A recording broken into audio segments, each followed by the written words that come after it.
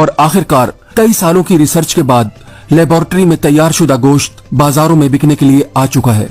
अब आप बड़े आराम से मुर्गी का गोश्त बगैर मुर्गी के और गाय का गोश्त बगैर गाय ज़िबा किए खरीद सकेंगे। लेबोरेटरी में पौधों से तैयार होने वाले इस गोश्त को कल्चर्ड मीट कहा जाता है। ये पौधों से बनाया हुआ प्लांट मीट है जो जानवरों के बगैर लेबोरेटरी में जानवरों के खुलियों की खसूसी निगहदाश्त की सूरत में लेबोरेटरी में तैयार किया गया है। पौधों से हासिल होने वाला ये गोश्त जायके, इस्तेमाल और शक्ल सूरत में बिल्कुल असली गोश्त की सूरत में है। पौधों से बनाया हुआ ये मसनूई गोश्त आमतौर पर सोया, मटर, फलियां, मशरूम, मूंगफली, नारियल का तेल या गंदम के ग्लूटेन से बनाया जाता है। इसके अलावा पौधों से बनने वाले गोश्त में कुछ प्रोटीन का मुरक्कब भी होता है।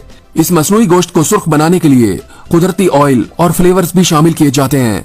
पौधों के तेल को इस मसनूई गोश्त को चिकना बनाने और जायका बढ़ाने या चर्बी की शक्ल देने के लिए भी इस्तेमाल किया जाता है।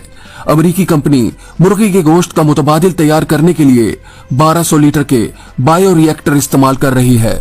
सिंगापुर फूड एजेंसी ने हाल ही में इस मसनूई गोश्त को अपने मुल्क में बेचने की इजाजत दे दी है। अमेरिका और दूसरे ममालिक में ये गोश्त नेस्ले कंपनी बना रही है, जिसको नेस्ले मीट के नाम से मार्केट किया जाता है। ये गोश्त ज्यादातर बर्गर्स बनाने वाली कंपनियां इस्तेमाल कर रही हैं।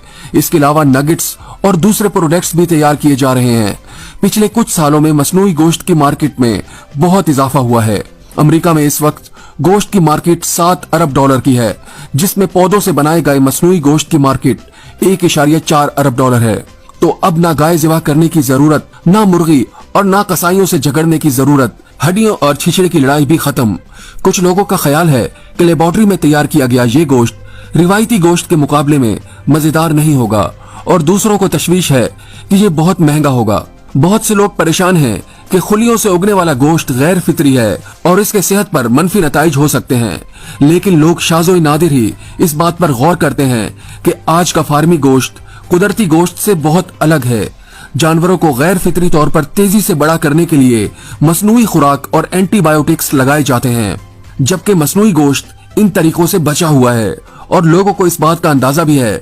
जैसे मिसाल के तौर पर सन 2020 में सार्फिन की बहुत बड़ी तादाद ने पौधों पर मबनी मसनूई गोश्त खरीदा और मसनूई गोश्त तैयार करने वाली कंपनियों में सरमायाकारी में 3 गुना इजाफा हुआ। रिवायती गोश्त की पैदावार के लिए और इनकी खुराक उगाने के लिए जंगलात को काट कर जगह साफ की जा रही है और ब्राजील में तो लोग दरख्तों को आग लगाकर जानवरों को पालने के लिए जगह बनाते हैं, जिससे माहौलियाती आलूदगी में बहुत इजाफा हो रहा है। यूरोप भर के सार्फिन गोश्त की पैदावार से होने वाले माहौलियाती नुकसान के बारे में बहुत तेजी से आगाह हो रहे हैं और जानवरों पर जुल्म भी बहुत से लोगों के लिए एक अहम तशवीश बनता जा रहा है। ये वो वजूहात हैं जो मसनूई गोश्त को आने वाले दौर में बहुत ज्यादा डिमांडिंग बनाती हैं।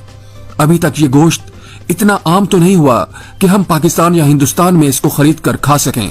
जैसे बीफ हाई ब्लड प्रेशर के मरीजों के लिए भी नुकसानदेह तस्वुर किया जाता है और रिवायती गोश्त बीमार जानवर होने की सूरत में बीमारी का बाइस भी बन रहा है।